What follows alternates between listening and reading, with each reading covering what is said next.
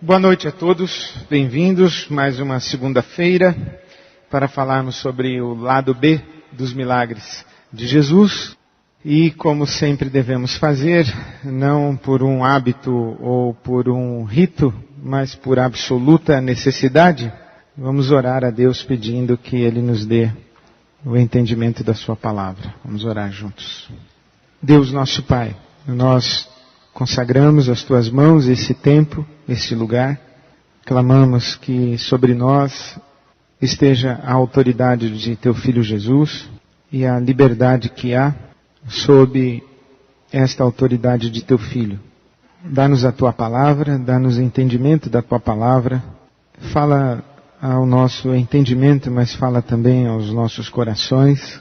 Responde às nossas questões, mas também olha o nosso sofrimento e a nossa angústia. Te pedimos, Pai, pelo Teu Espírito Santo, fala conosco e transforma as nossas vidas ainda mais. Te pedimos assim, em nome de Jesus e para a Tua glória. Amém. Hoje vamos a Mateus capítulo 12.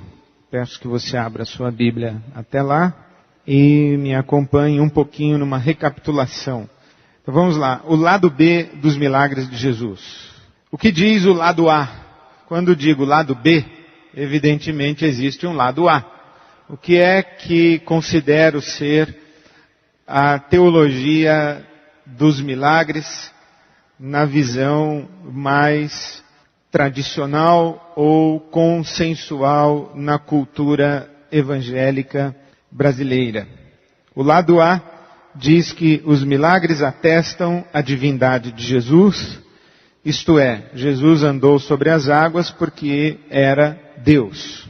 O lado A diz que os milagres suscitam a expectativa de idêntica repetição. Assim como curaste aquele cego em Jericó, cura o teu servo hoje também. É uma oração muito comum dentro desta perspectiva do lado A. No lado A, os milagres devem ser atualizados pelas possíveis aplicações práticas.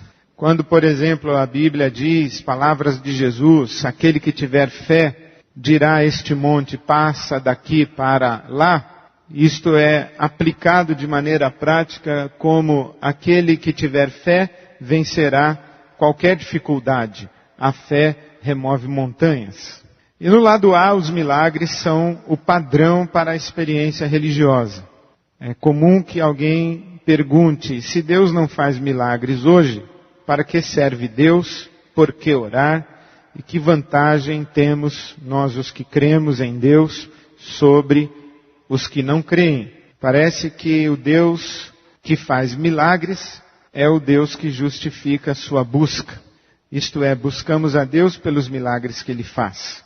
Por isso olhamos para todos os milagres como que testemunhos de que Jesus é Deus. Jesus é Deus e é o mesmo ontem, hoje e sempre. Se fez milagres ontem, fará hoje. E a razão por que o buscamos hoje é que Ele faça milagres. Eis aí o lado A dos milagres de Jesus. Agora vamos ao lado B. Eu creio que a única perspectiva legítima da pessoa e obra de Jesus de Nazaré é aquela que o enxerga mediante a lente da sua identidade messiânica. João capítulo 20, os versos 30 e 31, a tradução do Novo Testamento judaico, diz que Yeshua realizou muitos outros milagres na presença dos talmidim, ou discípulos, que não estão registrados neste livro, o Evangelho de João. Mas estes que estão registrados, mais precisamente 7, que João chama de sinais, estes 7 foram escritos para que vocês possam confiar que Yeshua é o Messias, o Filho de Deus, e que mediante essa confiança possam ter vida por causa de quem Ele é. Isto é, os milagres apontam para a identidade messiânica de Jesus. Por que Jesus realizou milagres? Para mostrar que Ele era o Messias. Não foi para mostrar que Ele era Deus. Não foi para suscitar ao longo da história a expectativa de milagre. Jesus realizou milagres para testemunhar a sua identidade messiânica. Os milagres são, na verdade, sinais, isto é, não são fins em si mesmos, mas apontam em uma direção, a saber, Jesus de Nazaré é o Messias. Depois entramos numa avaliação falando a respeito dos dois tipos de milagres dentro da tradição judaica. Os milagres comuns que qualquer pessoa, ou qualquer justo, ou qualquer profeta poderia fazer, e os milagres messiânicos, aqueles que somente o Messias poderia fazer. Então, na outra segunda-feira, nós falamos sobre a cura de um leproso. Este era um milagre que acreditava-se na tradição judaica que somente o Messias seria capaz de fazer, curar um leproso. E isso deflagrava todo um processo de investigação a respeito da identidade daquele que curou um leproso. Se alguém curou um leproso, esse alguém está dizendo, eu sou o Messias, porque só o Messias pode curar um leproso. Quando alguém dizia, eu sou o Messias, deflagrava-se um processo de investigação e avaliação desse movimento messiânico. E é nesse contexto que então nós vamos ver o segundo milagre messiânico, o exorcismo de um demônio mudo. E em Mateus capítulo 12, há o registro da cura de um demônio, ou de um homem que está controlado por um demônio mudo. E este é o segundo milagre messiânico. O exorcismo no contexto judaico tinha um método. Ele constava de 3 estágios. Quando uma pessoa dominada por um demônio era trazida a um profeta ou a um rabino, havia um método de libertação. Primeiro, estabelecer comunicação com o demônio. Havia necessidade de saber ou de iniciar um diálogo, uma conversa com o demônio que controlava a pessoa. O objetivo dessa comunicação era identificar o nome do demônio. E a expulsão desse demônio tinha que ser pelo nome. Por isso é que Jesus usa um método em Marcos capítulo 5. Quando Jesus pergunta ao demônio qual é o teu nome, ele diz, o meu nome é Legião. E então ele expulsa. Até aí, nada diferente do que era muito comum acontecer. Os demônios eram expulsos uma vez que as pessoas controladas por esses demônios eram identificadas, os demônios que nelas atuavam eram identificados, declinavam o seu nome e a autoridade pelo uso do nome. Lembre-se que na cultura judaica o nome é a identidade. Lembre-se que na cultura judaica o ato de nomear equivale a controlar. É esta a conotação de Adão dar nomes aos animais. Quem nomeia controla, quem sabe o nome, quem detém o nome detém a identidade. Quem detém o nome controla a identidade. Por isso é que Moisés pergunta a Deus qual é o teu nome e Deus não declina seu nome. Deus não tem nome. Ou o nome de Deus é impronunciável. Ele não tem uma identidade que se restringe a um nome. Nenhum nome consegue conter o eterno. Então, identificar o nome é estar diante daquilo que tem limite. E uma vez identificado o nome, aquele que tem limite, que tem medida, que tem tamanho, passa a ser controlado. Esse é o espírito e é a inteligência desse método de exorcismo no judaísmo. Por isso é que havia a crença na tradição judaica que somente o Messias conseguiria expulsar um demônio mudo. Um demônio que não dissesse o seu nome seria, por força desta compreensão, um demônio não identificado, não passível de controle. Você não sabe o nome, você não sabe com quem você está lidando. Se você não sabe com quem você está lidando, você não sabe como lidar. Se você não sabe o nome, você não sabe a identidade. Se você não sabe a identidade, você não sabe que arma usar. Por isso é que quando alguém é tomado por um demônio, e esse alguém tomado por um demônio é um demônio que causa mudez, ou esse alguém é mudo, não é possível exorcizá-lo. E nesse sentido, esperavam que somente o Messias pudesse expulsar um demônio mudo. Então, em Mateus capítulo 12, começando no verso 22, começa aí a narrativa do exorcismo de um demônio mudo. E note que o versículo 22 diz que levaram-lhe um endemoniado que era cego e mudo. Preste atenção e sublinhe na sua Bíblia o levaram-lhe. Isso é muito importante. Levaram-lhe. Lembre-se que quando se deflagrava um movimento messiânico, o sinédrio imediatamente corria na direção do pretenso Messias para investigá-lo. Essa investigação tinha duas fases: observação e depois interrogação. E isso faz com que nós que olhamos com ares razoavelmente preconceituosos os fariseus, nós interpretemos que os fariseus que fazem perguntas a Jesus são chatos. Não, eles não são chatos. Eles estão cumprindo o que prescrevia a tradição judaica. Não era qualquer um que dizia eu sou o Messias, que o sinédrio ia lá abaixar a cabeça e dizer sim, senhor. Ele tinha que ser checado. Então toda a ação do sinédrio e dos fariseus, doutores da lei, em relação a Jesus, é uma ação necessária. Ele não está sendo induzido ao erro. Nós achamos que quando os fariseus interrogam Jesus, os fariseus estão colocando Jesus diante de pegadinhas.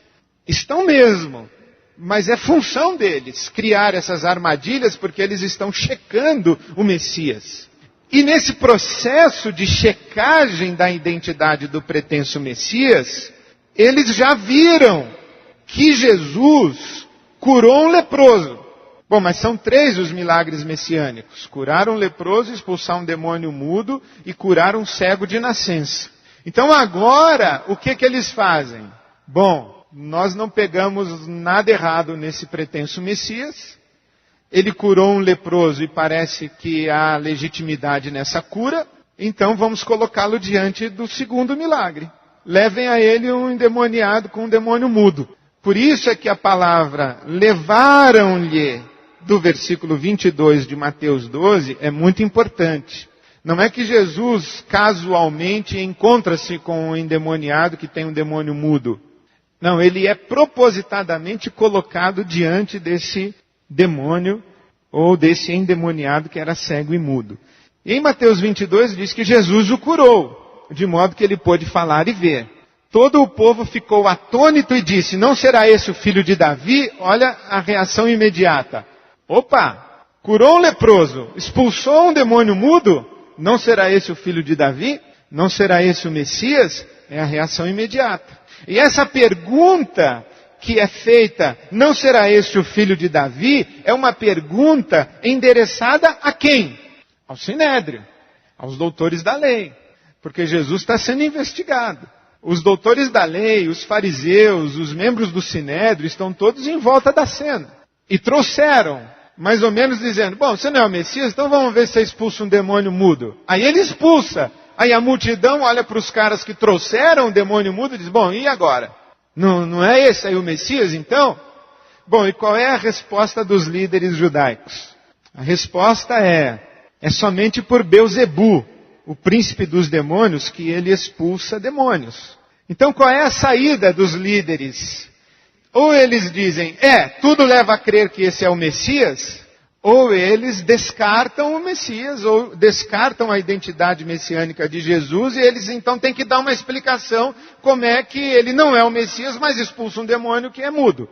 Então qual é a explicação? A explicação é que ele está com Belzebu. Ele está com um demônio que é autoridade sobre esse demônio aí. E Belzebu é Baal-Zebub, que seria o senhor das moscas. E se você ler o livro dos Reis, o capítulo 1, você vai ver que ali, naquele contexto, existe a experiência de Israel estar envolvido no momento em que o povo é liberto de uma praga de moscas por um tal espírito de Baal, o senhor das moscas. E esse Baal-Zebu vai percorrer e vai ganhando identidades na Bíblia Sagrada e chega aqui e ele é identificado como o príncipe dos demônios, e os fariseus e os doutores da lei acusam Jesus de estar sob a ação de Beelzebul. Bom, como é que Jesus responde? A defesa de Jesus tem 4 partes. A primeira, os versos 25 e 26. Ele diz, todo reino dividido contra si mesmo será arruinado, e toda cidade ou casa dividida contra si mesma não subsistirá. Se Satanás expulsa Satanás, está dividido contra si mesmo. Como então subsistirá seu reino? E esta fala de Jesus é um ditado em Israel, que o reino dividido não sobrevive, toda casa dividida. Então ele está citando para os doutores da lei um ditado dos próprios doutores da lei. A casa dividida não subsiste. Então ele está dizendo, como é que vocês dizem que a casa dividida não subsiste e acusam Satanás de estar dividido contra Satanás? Há uma incoerência na fala de vocês. A segunda fala de Jesus, ele diz o seguinte, versículo 27 de Mateus 12. E se eu expulso demônios por Beelzebul, então os filhos de vocês expulsam demônios com autoridade de quem? Muito embora os filhos deles não expulsassem demônios mudos, mas Jesus lança essa questão. Qual é o espírito que está atuando nos filhos de vocês para que vocês expulsem demônios também? Depois ele diz mais, versículo 28. Não haveria uma outra explicação? Em vez de eu estar debaixo da ação de Beelzebul, não seria o caso de ser verdade que quem está sobre mim é o Espírito Santo de Deus? E que de fato eu trouxe o reino de Deus chegou comigo porque eu sou o Messias? É uma sugestão de Jesus. E por último, ele fala da sua identidade messiânica, que ele é mais forte para amarrar qualquer demônio, porque é o Messias agindo debaixo do Espírito Santo de Deus. Depois dessa sua defesa, ou autodefesa, Jesus dispara a metralhadora contra aquela geração representada pela sua liderança. Então no versículo 30 de Mateus 12 ele diz, aquele que não está comigo está contra mim, e aquele que comigo não ajunta espalha. Por esse motivo eu lhes digo, todo pecado e blasfêmia serão perdoados aos homens, mas a blasfêmia contra o Espírito não será perdoada. Todo aquele que disser uma palavra contra o Filho do Homem será perdoado, mas quem falar contra o Espírito Santo não será perdoado, nem nessa era, nem na que há de vir. E qual é a blasfêmia contra o Espírito Santo? É atribuir a um demônio a ação de Jesus de Nazaré. Ou negar que o Espírito que está sobre Jesus de Nazaré é o Espírito Santo. Em outras palavras, qual é a blasfêmia contra o Espírito Santo? Não é outra senão a negação da identidade messiânica de Jesus de Nazaré. Esse é o pecado sem perdão, digamos assim. Qual é a blasfêmia contra o Espírito Santo? É negar a obra do Espírito Santo sobre Jesus de Nazaré. Por quê? Porque é com esta fala que Jesus inaugura seu ministério. Quando ele entra na sinagoga em Nazaré, que ele abre Isaías, ele diz, o Espírito do Senhor Deus está sobre mim e me ungiu para. Ele está dizendo, o Espírito Santo está agindo na minha vida e a partir de agora, tudo que vocês me virem fazendo, será um testemunho de que o Espírito Santo está sobre mim. Eu sou o ungido. Cristo ungido, Messias ungido. Então eu sou o ungido. Quando se nega que Jesus está debaixo dessa unção do Espírito Santo, isto é, quando se nega a sua identidade messiânica, essa é a blasfêmia contra o Espírito Santo, que não será perdoada, de acordo com Mateus 12, 31. Versículo 33. Considerem, uma árvore boa dá fruto bom e uma árvore ruim dá fruto ruim, pois uma árvore é conhecida por seu fruto. Raça de víboras, como podem vocês que são maus dizer coisas boas, pois a boca fala do que está cheio o coração? O homem bom do seu bom tesouro tira coisas boas e o homem mau do seu mau tesouro tira coisas más. Mas eu lhes digo que no dia do juízo os homens haverão de dar conta de toda palavra inútil que tiverem falado, pois por suas palavras vocês serão absolvidos e por suas palavras serão condenados. Agora, que palavras são essas? As palavras pronunciadas a respeito de Jesus. E que palavras más são essas? As palavras pronunciadas a respeito de Jesus. E por que são raça de víboras? É porque eles rejeitam Jesus como Messias. Aí você entende João capítulo 1, veio para o que eram seus e os seus não o receberam. É isso que está acontecendo aqui. E o que está acontecendo aqui é uma rejeição oficial. Não são indivíduos que estão diante de Jesus e dizendo que não creem em Jesus, que Jesus não é Deus. Não. Nós não estamos aqui na igreja evangélica. O que está acontecendo aqui isso aqui é judaísmo puro, não é cristianismo, é judaísmo. É o Messias que está aqui. E existe um fórum responsável no processo histórico de Israel como nação para identificar esse Messias. E esse fórum oficial responsável está dizendo, esse cara é um falso Messias, ele está agindo debaixo do espírito de Beuzebu, não é o Espírito Santo, e Jesus está dizendo, isso é uma blasfêmia, isso não será perdoado. E o que não será perdoado? Vocês estão me rejeitando como Messias, e que isso fique bem claro, e vocês haverão de dar conta dessas palavras que estão dizendo. Então Jesus lança sobre eles uma condenação radical. Veja o paralelo de Mateus capítulo 17, quando Jesus desce do Monte da Transfiguração. É muito interessante. E nós deveríamos então começar a leitura em 16:28, na verdade. Porque, ou se você preferir ir mais longe, em 16:13. Porque em 16:13 Jesus encomenda uma pesquisa. Quem os outros dizem que o Filho do Homem é? Jesus está fazendo uma pesquisa. Será que o povo aí já descobriu que eu sou o Messias? Os discípulos voltam dizendo, acho que o povo ainda não entendeu.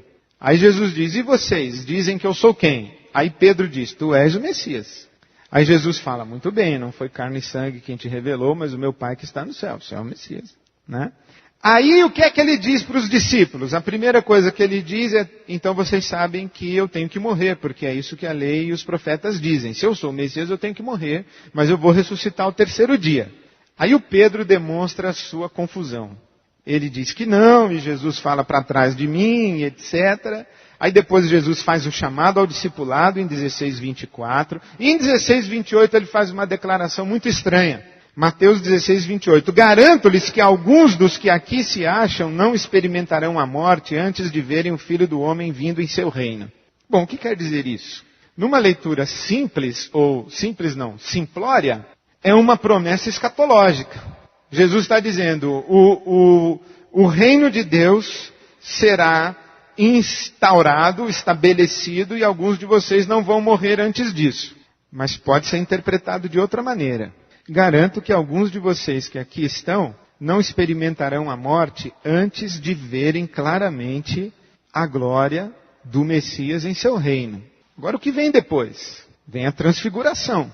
Pedro, Tiago e João estão no Monte da Transfiguração. Jesus é transfigurado, está em glória, né?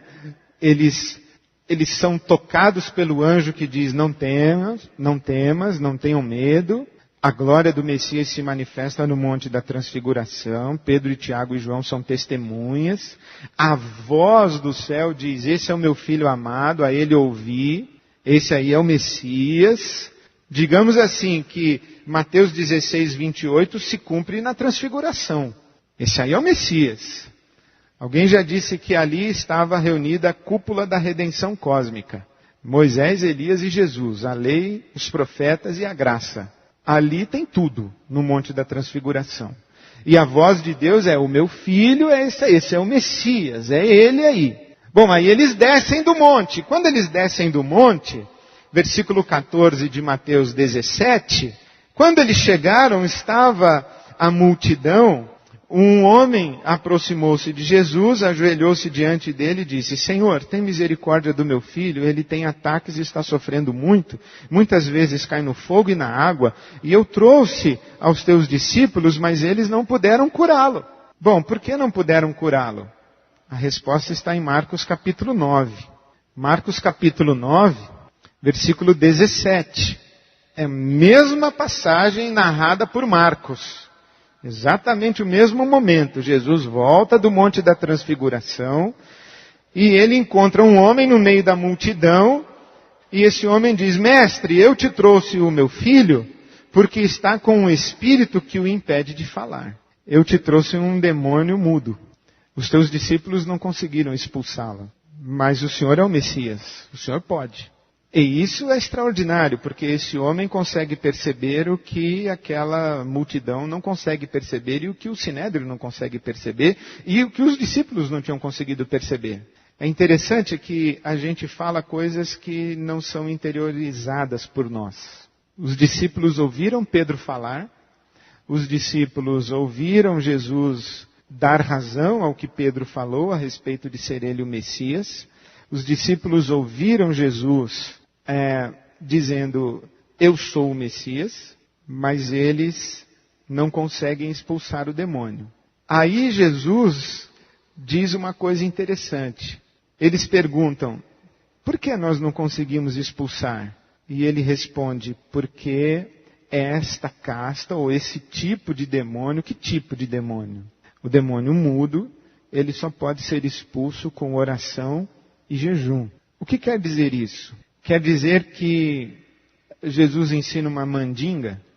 O que é que tem autoridade sobre demônios? O jejum e a oração ou o nome de Jesus?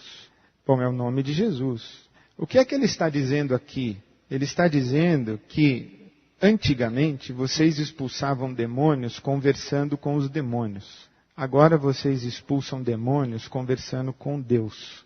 Antigamente vocês precisavam interagir com os demônios, mas agora está aqui presente o Messias. E no reino dos Messias, os demônios não falam, só Deus fala.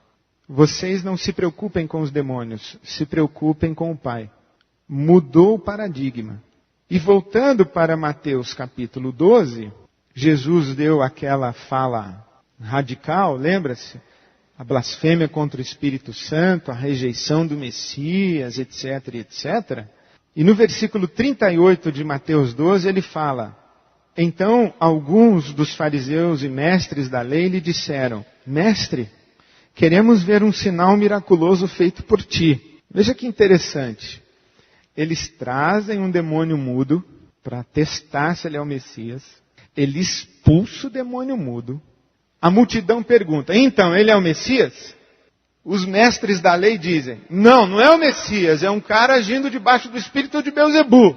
Aí Jesus desce o morro com eles, eles sacodem a poeira da cara e dizem: mestre, faça um sinal para nós. Bom, aí ninguém merece. E Jesus respondeu: uma geração perversa e adúltera pede um sinal miraculoso, mas nenhum sinal lhe será dado, exceto o sinal do profeta Jonas. Pois assim como Jonas esteve 3 dias e 3 noites no ventre de um grande peixe, assim o Filho do Homem ficará 3 dias e 3 noites no coração da terra. Os homens de Nínive se levantarão no juízo contra esta geração e a condenarão, pois eles se arrependeram com a pregação de Jonas e agora está aqui o que é maior do que Jonas. A rainha do sul se levantará no juízo com esta geração e a condenará, pois ela veio dos confins da terra para ouvir a sabedoria de Salomão, e agora está aqui o que é maior do que Salomão. Então o que é que Jesus fala? Chega de sinais. Eu fiz os sinais até que vocês se pronunciassem se eu era o Messias ou não. Vocês já se pronunciaram. Vocês disseram que eu não era. Agora chega de sinais. E quando Jesus diz agora chega de sinais, há uma mudança de paradigma na ação de Jesus. Uma mudança de paradigma que não é bem observada pela maioria de nós. Por exemplo, há uma mudança de paradigma no que diz respeito ao propósito da ação de Jesus. Primeiro, ele faz milagres que são sinais que atestam a sua identidade messiânica. Depois, ele diz, chega de sinal. Então por que ele continua fazendo, entre aspas, milagres, se ele já disse chega de sinal? Porque agora ele não está mais falando com a multidão. Ele está falando com os 12. Agora ele está falando com os seus, e somente com os seus. Ele não está mais preocupado em comunicar a sua identidade messiânica à multidão e aos líderes de Israel. Ele deleta o sinédrio. Não quero mais saber de sinédrio. Agora é com os meus. A conversa agora é com os meus. Então o propósito muda. Não mais testemunho da messianidade, mas sim o discipulado dos seus. O público-alvo muda. Jesus faz sinais que são públicos e diz o seguinte: mostra-te ao sacerdote, e a partir desse momento ele não faz mais sinais públicos. Lembra-se quando ele cura um homem que está mudo, e a Bíblia diz que chamando-o para um lugar à parte, agora não é mais na massa, são indivíduos.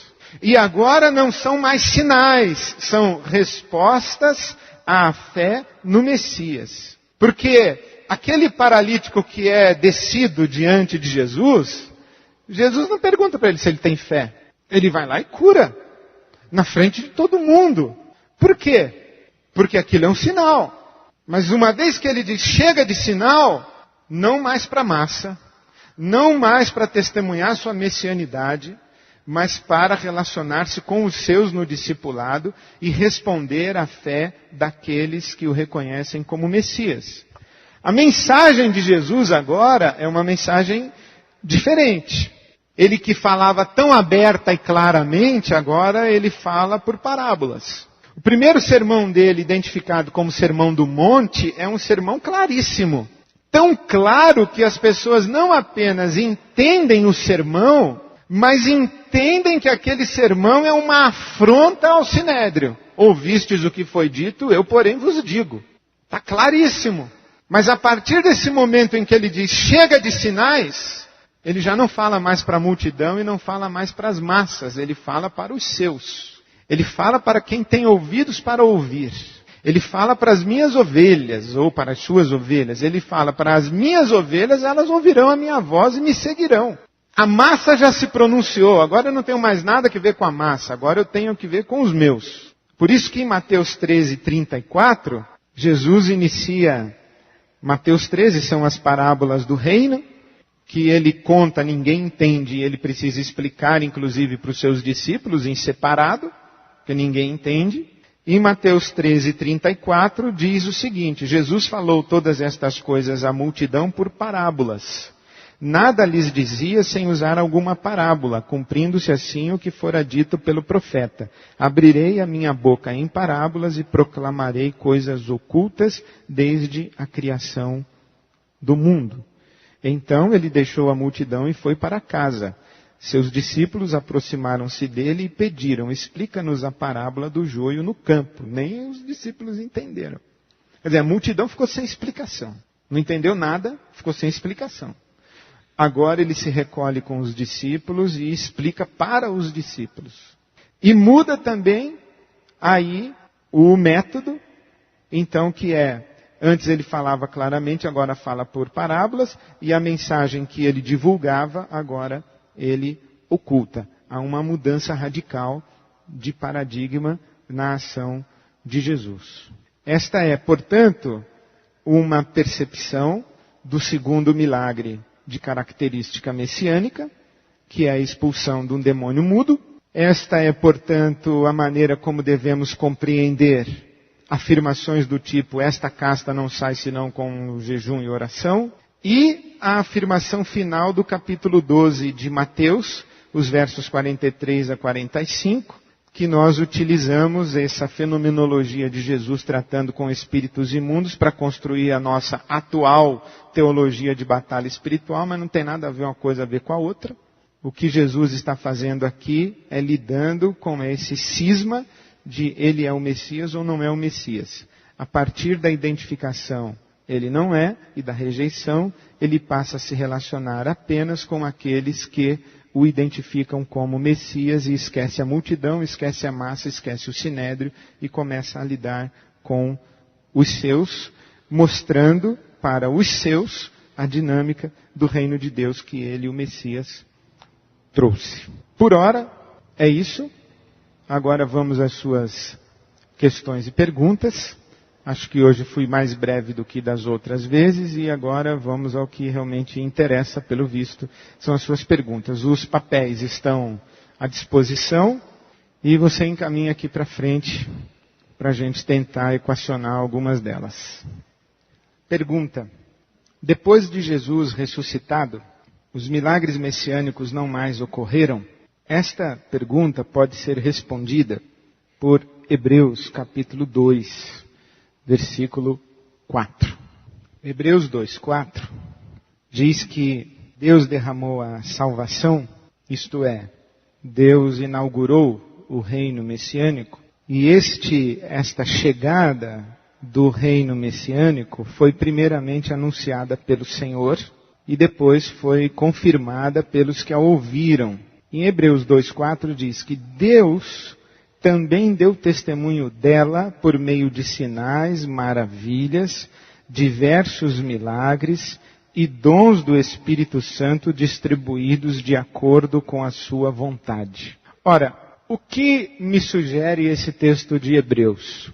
Que, assim como os milagres realizados por Jesus estavam absolutamente associados com a autenticação de sua reivindicação, eu sou o Messias, os milagres no contexto da igreja estão absolutamente associados com o testemunho da igreja a respeito de Jesus é o Messias. Em outras palavras, eu já disse aqui uma vez e vou repetir. Quando a igreja está em expansão missionária, a manifestação de milagres e sinais e prodígios e maravilhas é muito intensa. Quando a igreja se estabelece, a manifestação de sinais, milagres e maravilhas e prodígios é muito rarefeita. Quando a mensagem do Messias está sendo anunciada, Deus autentica essa proclamação, e quando a igreja é estabelecida, a própria igreja passa a ser o sinal.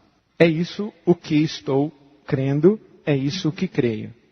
Em outras palavras, eu não creio que Deus faça milagres, senão com interesses relativos à expansão do testemunho do reino. Milagres não são um recurso divino acessado pelos crentes para o seu conforto, para o seu consolo, para a sua satisfação, para atenuar o seu sofrimento.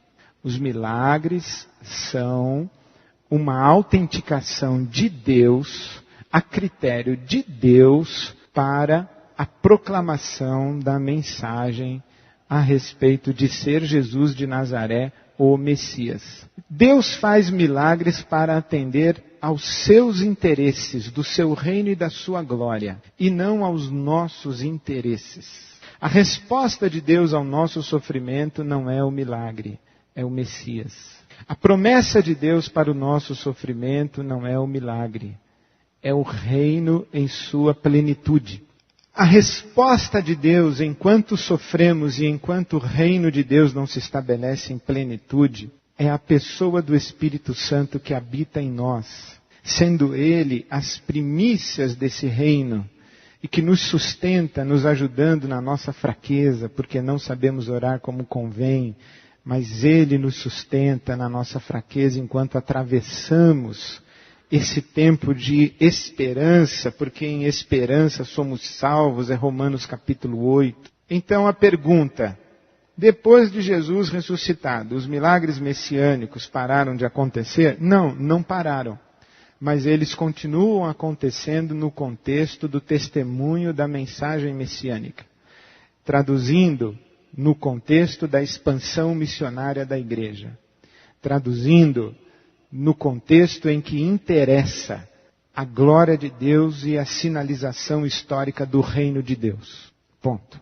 Seria correto afirmar que o lado A dos milagres de Jesus seriam nos dias de hoje para as massas e o lado B para os discípulos, a igreja? Ou seja, Jesus fala hoje de maneira diferente para uns e outros? Não. Eu creio que o lado A é uma distorção dos milagres de Jesus e Deus nunca usou o lado A dos milagres. Nunca usou e nem está usando. Na minha opinião, Deus usou sempre o lado B.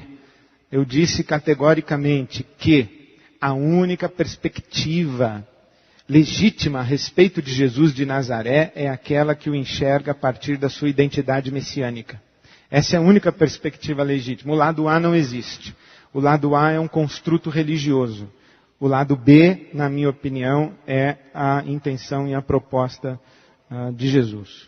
Havia uma expectativa de ação política, de luta por libertação contra o império, uma ação política do Messias. Ou os 3 milagres seriam suficientes para provar que ele é o Messias. Não, havia uma expectativa de uma ação política, mas não da parte do Messias, da parte de Israel. E a grande questão é que Jesus luta contra esse equívoco de expectativa de um libertador político. Ele deixa claro, o meu reino não é deste mundo. E quando ele ressuscita, em Atos capítulo 1, o verso 5, os discípulos perguntam, é agora que hás de restaurar o reino a Israel? E Jesus deveria ter feito, eu nunca falei disso, eu falei do reino do meu Pai Celestial. A afirmação, ele veio para os seus e os seus o rejeitaram, dá a entender que os que não são judeus são um plano B de Deus. Não são um plano B. Porque o plano de Deus sempre foi abençoar todas as famílias da terra. Deus nunca teve como plano A abençoar só Israel. O plano A de Deus foi abençoar todas as famílias da terra. Mas abençoar todas as famílias da terra a partir da sua relação com Israel, relação esta que se justifica absolutamente pelo fato de que o Messias tem que nascer do ventre de uma mulher. Essa mulher tem que ter uma identidade racial. E aí Deus escolhe não um povo constituído, por isso que a Bíblia Sagrada vai dizer que Deus não escolhe o brasileiro, nem o japonês, nem o americano, nem o alemão. Ele escolhe o não povo. Ele escolhe Abraão, para de Abraão formar um povo e para desse povo suscitar o Messias. Mas a ideia de Deus, o propósito de Deus sempre foi abençoar todas as famílias da terra, de modo que todas as famílias da terra não são plano B, são plano A. Pode, por favor, explicar melhor, esta casta de demônios só sai com jejum e oração? Vou tentar. Que casta é essa? Demônio mudo. Demônio que sai pela manifestação da autoridade do Messias. Na autoridade do Messias, nós não precisamos ficar dialogando e conversando com o demônio. Na autoridade do Messias, nós nos revestimos de todo o poder de Deus e ministramos na vida das pessoas. Nós nos revestimos da armadura de Deus. Nós não precisamos ficar conversando com o demônio. Em outras palavras, Jesus diz assim, tirem o foco da atenção aos demônios, do poder deles, da identidade deles, do que eles podem ou deixam de poder, do que eles fazem ou deixam de fazer. Em outras palavras, cancelem todos esses seminários de batalha espiritual que vocês têm na igreja evangélica e voltem-se para a luz. Quando vocês se voltarem para a luz, é na autoridade do Messias que vocês expulsarão todo e qualquer tipo de demônio, inclusive esses aí que vocês não conseguiram expulsar. O problema é que não dá para expulsar demônios sem estar revestido de toda a armadura de Deus, sem estar fortalecido na graça do Senhor, sem estar preparado para o dia mau e para poder resistir no dia mau. É isso que ele está dizendo. Quando se disse que não haverá perdão aos que negaram Jesus como Messias, isto me atinge direto, porque de alguma forma já neguei Jesus em meus atos. Como saio dessa? Você não negou, senão não estaria aqui, senão não estaria fazendo essa pergunta, senão não estaria preocupado com a sua condenação e seu destino eterno. Se você tivesse negado, Deus já tinha tirado a mão dele de você e você estava exatamente agora na mais absoluta escuridão. Então você pode ficar tranquilo que você só está fazendo essa pergunta porque Deus, com a sua graça, concede a você a oportunidade de fazê-la. A graça de Deus está sobre a sua vida, não tenha dúvida. Baseado na sua afirmação sobre o jejum, qual seria de fato a sua importância? O que Jesus está dizendo é que nós não mais nos preocupamos com demônios, nós nos preocupamos com Deus. Jejum e oração não é alguma coisa que a gente faz para ficar conversando com o demônio, correto? Naquela época, o pessoal para expulsar demônio tinha que estabelecer comunicação com o demônio. Jesus está dizendo, agora não é mais assim, pessoal, para de entrevistar demônio no palco. Agora é, recolha-se em jejum e oração, fale com Deus. Então, para que serve o jejum? O jejum ao longo da história da igreja, foi identificado e tratado como uma disciplina espiritual. O jejum é um tempo de busca de Deus. O jejum é uma forma de busca de Deus. O jejum implica tanto uma atividade, quanto uma utilização do tempo, quanto uma atitude do coração em que nós buscamos a Deus. Evidentemente, não diz a palavra de Deus em Tiago, sujeitai-vos, pois, a Deus, resisti ao diabo e ele fugirá de vós? É isso que a gente tem que fazer. O jejum e a oração, eu imagino, e aqui estou sugerindo, que Deus me perdoe ou me abençoe, que Jesus poderia ter dito, essa casta não sai senão com leitura da Bíblia, meditação, louvor, adoração, comunhão, confissão de pecado, estudo da palavra, jejum e oração. Jejum e oração não é essas duas coisas. Essas duas coisas são simbólicas do vocês agora expulsam demônios na autoridade de Deus, que Deus lhes confere, portanto, busquem a Deus para que tenham essa autoridade. Porque Deus permite que demônios possuam pessoas. Bom, quem permite que demônios possuam pessoas, em primeiro lugar, são as pessoas. Deus não permite que demônios possuam pessoas. Deus liberta pessoas possuídas por demônios. Mas a resposta a esta pergunta mais completa, eu sugiro que você compre na Insights o sermão de ontem à noite, que eu levei 50 minutos para responder essa pergunta. Esta blasfêmia contra o Espírito Santo não seria a pessoa estando com o Espírito Santo, mesmo assim, ir contra esta voz interior, que seja contrariando o Espírito Santo? Não. A blasfêmia contra o Espírito Santo não é a mesma coisa que fechar-se à voz do Espírito Santo no interior. Deixei claro, a blasfêmia contra o Espírito Santo é negar que o Espírito Santo está sobre Jesus de Nazaré e que Jesus de Nazaré é o ungido do Espírito Santo. É isso. Por que Jesus deu uma bronca na geração incrédula em Marcos 19, se eles levaram o endemoniado ao único que o podia curar? Não, ele não deu uma bronca na geração porque eles levaram o endemoniado ao único que o podia curar. Ele deu uma bronca, em primeiro, porque a geração rejeitou a identidade messiânica dele, Jesus. E ele deu uma bronca porque ele não deu na multidão. Ele deu uma bronca nos discípulos dele que já sabiam que ele era o Messias e continuaram agindo como se o Messias não tivesse chegado. É isso que ele está dizendo. O reino de Deus chegou, vocês continuam agindo como se o reino não tivesse chegado. O Messias está presente, vocês continuam agindo como se o Messias não tivesse presente. Da mesma forma que o pessoal diz assim, os teus discípulos não jejuam. Aí Jesus diz assim, mas o noivo está presente, por que eles vão jejuar? O noivo está presente. Eles não podem agir como se o noivo não estivesse presente. Eles têm que agir como se o noivo estivesse presente. O noivo está presente. Poxa, não para de chegar a pergunta dessa vez. Será que deixamos de nos deparar com milagres de Jesus porque ficamos muito mais preocupados e deslumbrados do que, na verdade, ser um agente na mão de Deus para matar a fome de quem tem fome, matar a sede de quem tem sede, visitar os presos, vestir os nus e fazer parte deles em vez de ficar de fora olhando? Eu concordo em gênero, número e grau. Os milagres, eles acontecem no contexto de uma igreja em missão, não uma igreja em louvorzão e noite de libertação. Quando a igreja está em missão, aí a mão de Deus vai com ela. Quando a igreja está reunida, infantilizada, pedindo socorro para o Papai do Céu, o Papai do Céu fica muito triste. E a primeira vez que ele ficou triste com uma igreja assim, ele deflagrou uma perseguição lascada lá em Jerusalém. Uma igreja ensimesmada. Sendo a blasfêmia contra o Espírito Santo, sendo a blasfêmia contra o Espírito Santo a rejeição da messianidade de Jesus, os judeus não têm perdão? Bom, essa é a pergunta. E aí você vai ter que ler Romanos 9, 10 e 11, entender e me explicar. Sabe por quê? Porque é uma coisa seríssima isso. Porque Paulo em Romanos 9, 10 e 11 diz que os judeus negaram porque Deus cegou-lhes o entendimento. Eles negaram porque Deus fez com que negassem. Porque o cordeiro só poderia ser morto sacerdotalmente. O sacerdote teria que matar o Messias. para matar o Messias, não poderia reconhecê-lo como Messias. Então Deus cegou os olhos dos sacerdotes para que os sacerdotes sacrificassem o cordeiro. E aí a turma pergunta, mas Deus é injusto, porque cegou os olhos dos judeus para que eles matassem o Messias?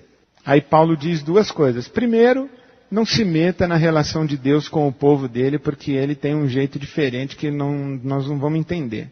E em segundo lugar, quem é você para dizer que Deus é justo ou Deus é injusto, que Deus faz isso ou faz aquilo? Quem é você, a criatura, para ficar questionando o Criador? Então, essa pergunta aqui eu não sei responder. Não sei mesmo. Não sei mesmo.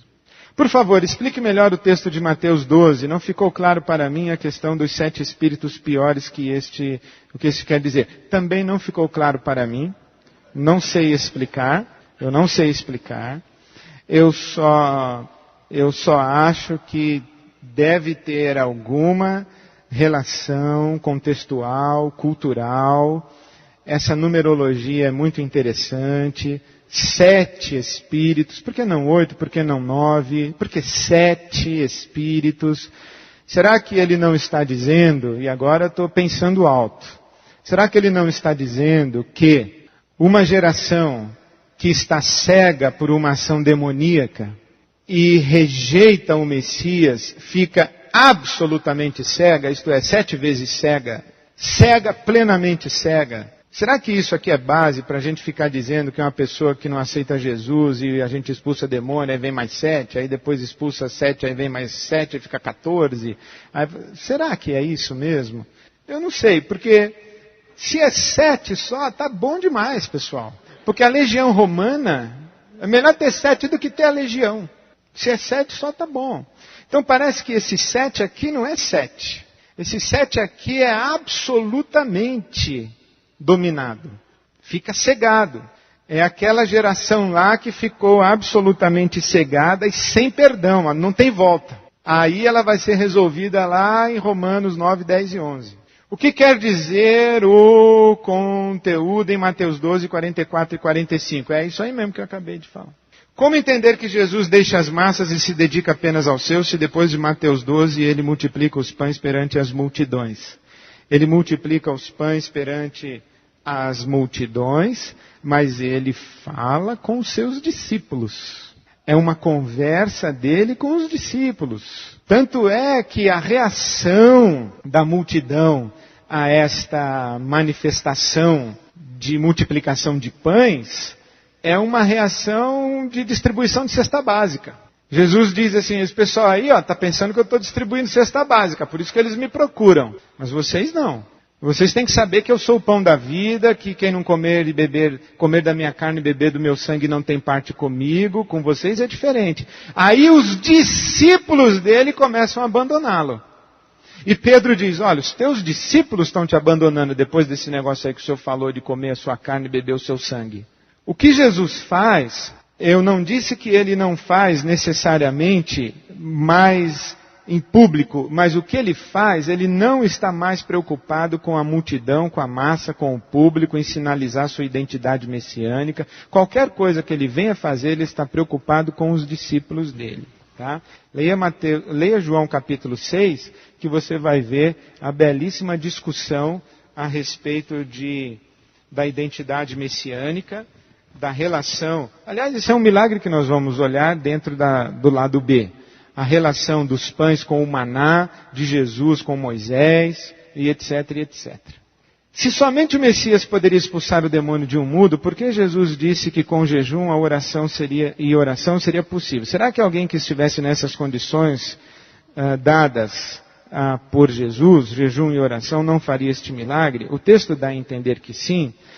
Não. O texto dá a entender que sim, mas não é isso que a gente deve entender. O texto está dizendo que na era messiânica, ou debaixo da autoridade do Messias, qualquer um expulsa um demônio mudo. Sem reconhecê-lo como Messias, ninguém expulsa um demônio mudo, porque quem tem autoridade sobre demônio mudo não é jejum nem oração. É o Messias. O jejum e a oração aqui seria esse estar ou ter ingressado na era messiânica. Parece que é isso que faz sentido, muito embora não seja o que dê a entender. Quando quando Pedro afirmou ser Jesus Cristo o Messias, vou aproveitar aqui, eu entendi perfeitamente, está correto, mas só para a gente esclarecer, quando Pedro afirmou ser Jesus o Cristo, isto é, o Messias, né, não é Jesus Cristo o Messias, porque Jesus Cristo o Messias é Jesus o Messias, né? Então, é quando Pedro afirmou ser Jesus o Cristo, isto é, o Messias, Jesus disse que não foi carne ou sangue quem o revelou. Esperava-se o mesmo dos representantes do Sinédrio, ou seja, saber que Jesus era o Messias por revelação divina? Parece que esperava-se, por isso é que Deus cegou o entendimento deles. Porque ninguém pode dizer que ele é o Messias senão pelo Espírito Santo. Isso aí é um problemaço que a gente tem na Bíblia Sagrada. Esse é um problema que está explícito, por exemplo, em João 6,44. Ninguém pode vir a mim se o Pai não o trouxer. De modo que qualquer pessoa pode chegar no portão do céu e falar assim, eu só não fui a ele porque o Senhor não me levou. Se o Senhor tivesse me levado, eu teria ido. Ninguém pode dizer que Jesus Cristo é o Messias senão pelo Espírito Santo. 1 Coríntios 12:3. Isso é um problema sério que a gente tem que resolver. E sabe como eu resolvo? Eu também ainda não sei. Interessante, né, a gente conviver com questões para as quais a gente não tem resposta. E sabe qual é um grande perigo da nossa vivência de fé? É tentar encontrar resposta para tudo. Se você quiser um sistema que dá resposta para tudo, uma resposta lógica para tudo, você encontrou uma filosofia, não é mais o Evangelho, né?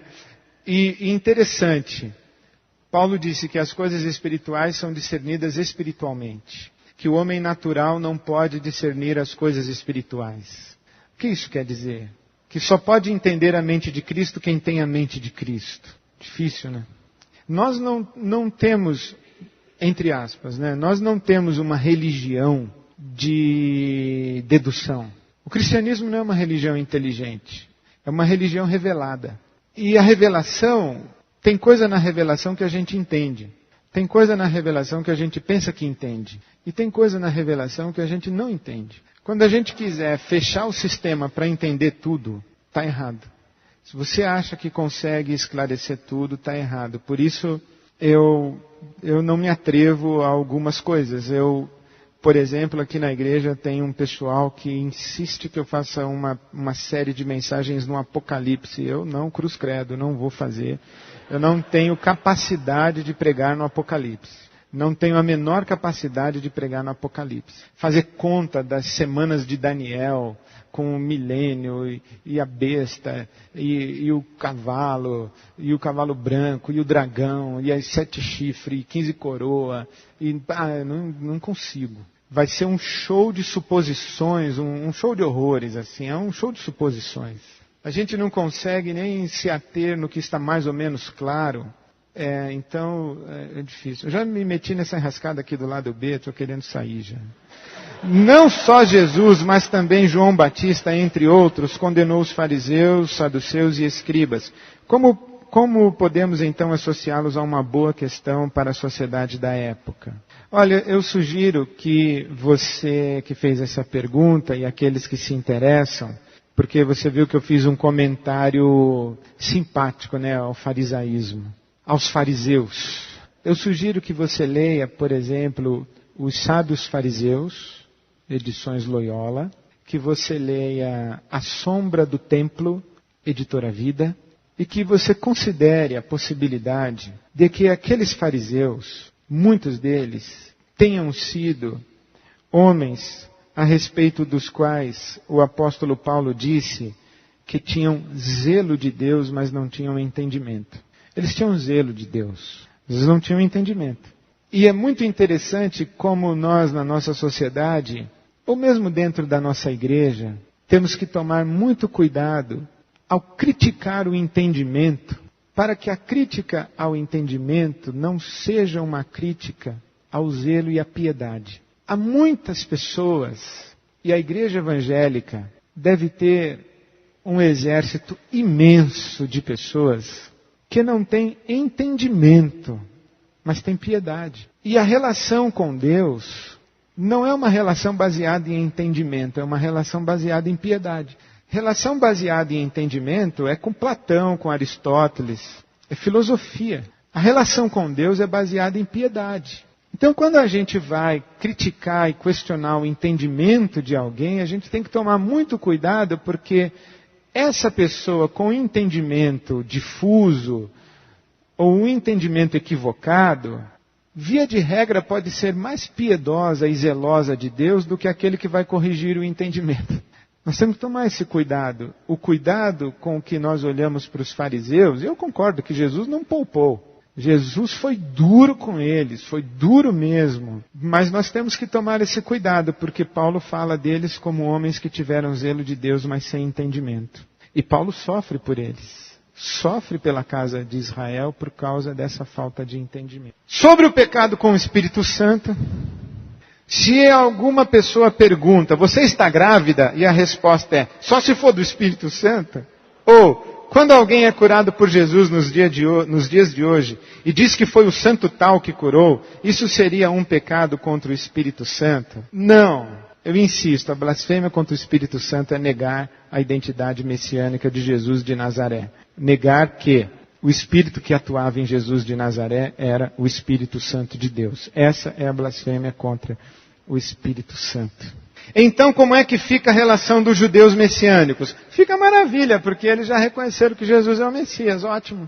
Aleluia, glória a Deus. Os judeus que reconheceram que Jesus é o Messias, amém.